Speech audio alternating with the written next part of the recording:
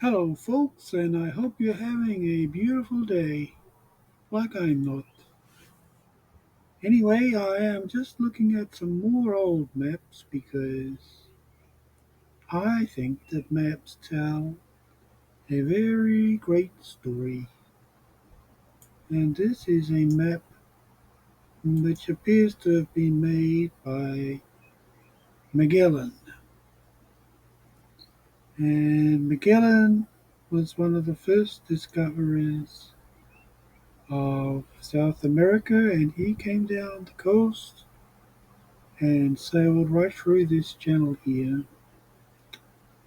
And the funny thing is that there is drawn on Magellan's map, which is called Magellanica, an outline of a coast here, which would seem to suggest that there was land that was actually connected to South America.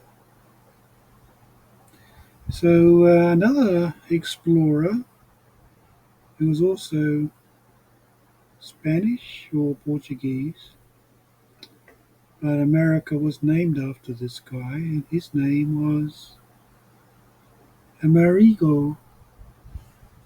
And America is actually called after Amerigo. And it's even up here, it's called North America Maxi. North America or Maxi. Okay, be careful out there. Okay, bye. Yeah, so that's very interesting. And Amerigo went down to the 52nd parallel and met all these very strange people who he said looked like this people up here on the top. These people. And he said they were all naked, and he said they were kind of white, but he also said they had black hair and dark eyes.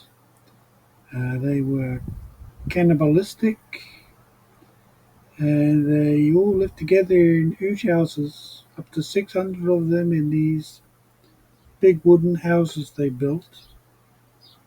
This is what Amerigo describes. And apparently, a young guy went down to talk with these people, and expecting them to be friendly and receptive, no doubt. And unfortunately, he was ripped to pieces and eaten. And they were so nasty about it that they actually were mocking the people on the ship as they ripped him apart and ate him. So these people obviously had some very strange ideas, and there was a lot of them down there, thousands of them. And Amerigo describes there is a land below the 52nd parallel, and you can see it on this map here, the southern land. Hmm. As you can see, the southern land comes right up to South America. So we must presume that that land has since then gone under the sea. And the other thing is, when Cook came down here in 1769 on the Endeavour, they actually were first looking for the Great Southern Land. And they came down, down, down here, searching for it, and then they just said it's not here. But they were told it would be there by the scientists in England. When they got there, it wasn't there. But when Amerigo went down that way and Magellan, obviously it was there, and it was peopled. And that's what these drawings will be like on here, is depicting those people. There were some very strange creatures there too.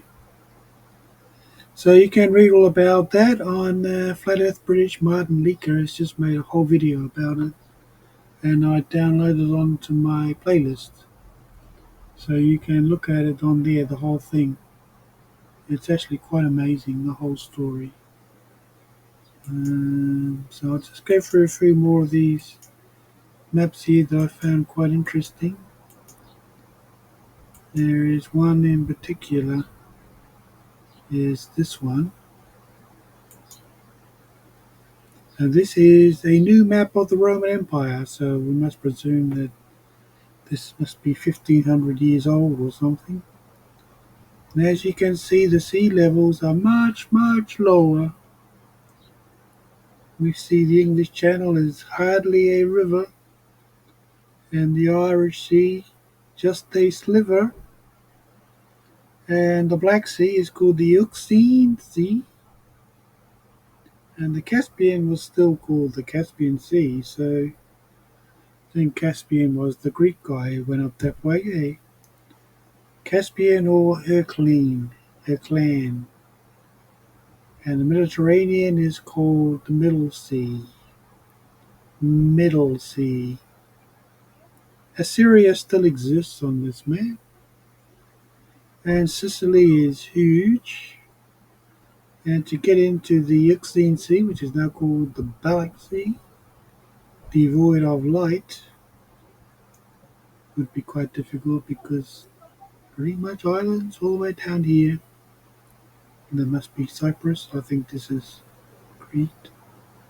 But most of all this gone under the sea. And the Straits of Gibraltar, perhaps just a small river. So we can see by looking at this map, and there is quite a lot of these maps, we can see that sea levels 1500 years ago were much, much, much lower. If you look at my other video about British Doggerland, you'll see British Doggerland is on the map made by Mohammed El Risi, and he seems to have copied maps which must have been 8,000 years old because they found artifacts under the sea and dredged them up. Or they were trawling for fish and they dredged them up by accident. And when they carbon dated them, they found that there were people living in here, in what they now call Doggerland, 8,000 years ago. So sea levels have been rising ever since the end of the last ice age, which was 12,000 years ago. So people who are busily presenting sea level rises today as a recent phenomenon caused by motor cars and a few other fumes. They're trying to sell that to the world as being a catastrophe caused by us in the modern age. But actually, it's been going on for 12,000 years. Basically, the world we live in is slowly but surely disappearing under the sea, and there is not a bloody thing anyone can do about it. Driving your electric car won't stop it. Been going on for 12,000 years. Seriously, there is some really weird crap going on, eh? Oh, don't look at this. What a load of bullshit. Yeah. So I hope you enjoyed my little rendition of these maps. And there is a lot of these maps around showing lower sea levels, and you can find them easy on the internet. My question is, why don't the experts look at them? Why do they keep on telling us it's just a recent phenomenon? You know, the sea levels are coming up because you've been polluting our world. We'll make you pay. Oh, Greta Thunberg, you destroyed us. You made the sea levels rise because you're dirty. Well, I'm afraid sea level's been rising a long time. And gradually we must suppose that eventually, if they continue to rise, that the Earth will become a water planet. A bit like Europa, maybe. It might not be such a bad end. I mean, imagine all these terrible wars they have are ended because there isn't any more land to fight over. There's nothing here but water and fish now. No? Unless you can live in the sea, you're finished. Bloody wars all day long over all this shit. And it's all going under the sea anyway. Yes, it's actually pretty sad stuff. Hasn't it been going on for quite a long time? Anyway, I hope you enjoyed all that, and that's the end of my little seshy wishy delay on the internet. So thanks for listening, folks.